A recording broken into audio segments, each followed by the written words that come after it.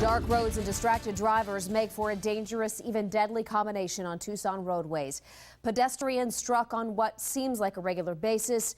Some survive, many don't. But who's to blame? Drivers say they never saw the victim. Pedestrians say they never saw the car. Tonight, we show you what both see. Marcelino Benito takes it from here in this Not on Your Side Safety Watch.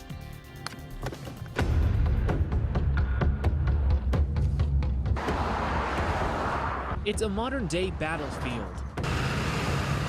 Drivers versus pedestrians. Everyone just wants to make it home. But the truth is, the death toll is rising.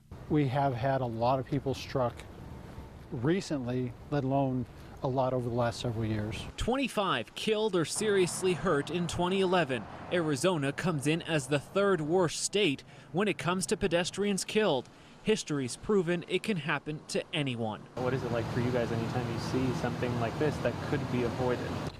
It's really rough, especially for one of our recent wrecks. Ruby Martinez, still fresh on the minds of traffic detectives. Just 17, she became the third pedestrian accident in the first 3 weeks of the new year.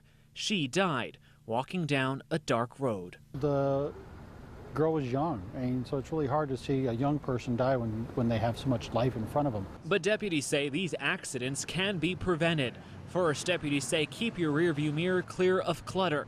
Take a look. Our own KGUN-9 lanyard posed a deadly risk, a blind spot on our windshield. Looks like the road is clear, but look again. By the time you see the person, it could be too late. The game sort of changes a little bit at night. Would you agree? The game changes definitely more at night because you have less view. Because it's dark, people don't necessarily wear reflective clothing. Deputies say flashing police lights down a dark road have become all too common.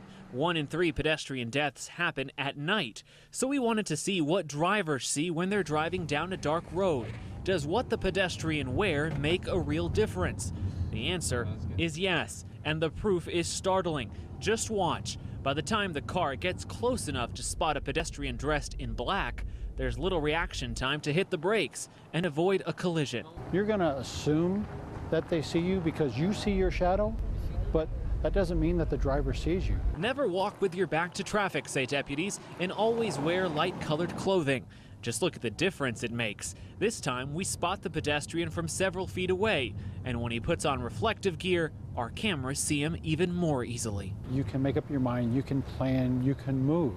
Driving and walking shouldn't be deadly, but it is. And at the end of the day, deputies believe it's because we just don't pay attention. They're talking on the phone, some are still texting, they're worrying about what they're going to do next, they're late for work, they're eating. So put down the food and stay alert. So no matter how you choose to get home, whether by car or by foot, you make it home tonight. Marcelino Benito, KGUN-9 on your side. Boy, a lot of that is just startling. The Sheriff's Department says even if pedestrians and drivers do everything right, accidents can and will happen. The bottom line here, if you are ever involved in a pedestrian accident, the Sheriff's Department tells us the best thing to do is stay put. Don't leave the scene. Wait for law enforcement to show up.